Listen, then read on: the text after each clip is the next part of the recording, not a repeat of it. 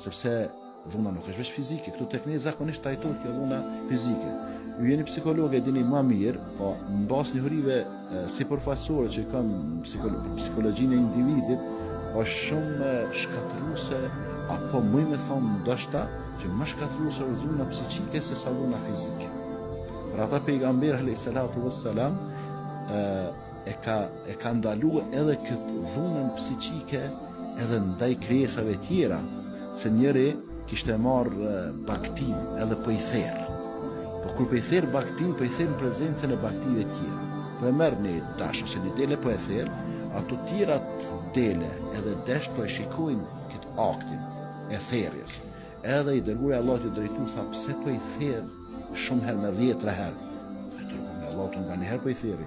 Jo tha po i therr shumë herë, se ato po të shohin ty duke therr këto dhe po therrën shumë herë. Për ata disa i therrin gratë e tyre me kësi thonësh bashkohore, që filane se bukur, çfarë shtati, çfarë hunde, çfarë betulla, çfarë kështu, çfarë grua suksesshme. Kjo është goditje e rëndë për grua.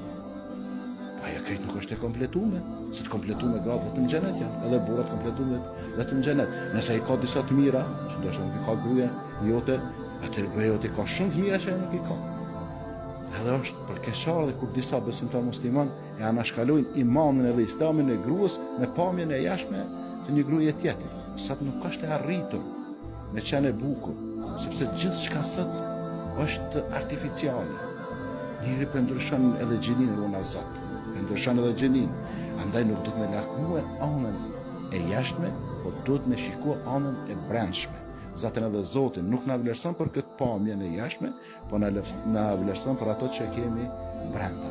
Kështu që Islami e ka ndaluar dhunën në tërësi, sepse këto fushata që po i shohim tash, edhe mediat, këta zakonisht, ju ndoshta jeni më të informuar, po unë sa po shoh, zakonisht po e luftojnë këtë dhunën fizike dhe po i nxisin gratë të raportojnë rastet e dhunës në familje. Po unë nuk e di, nuk kom pa që përmend diku të raportohet dhuna psiqike, vetëm dhuna fizike. E që unë mendoj nëse i pyesin, e bojmë një pyetësor me 100 gra, ndoshta 90 do të thanin ma le të dorojnë një dhunë fizike që të paktën kalon për një kohë, se sa dhunë psiqike që mushton çdo ditë apo çdo natë.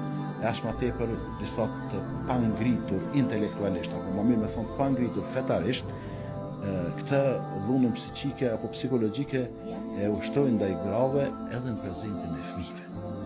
Kështu që një gjë do të më pas parasysh.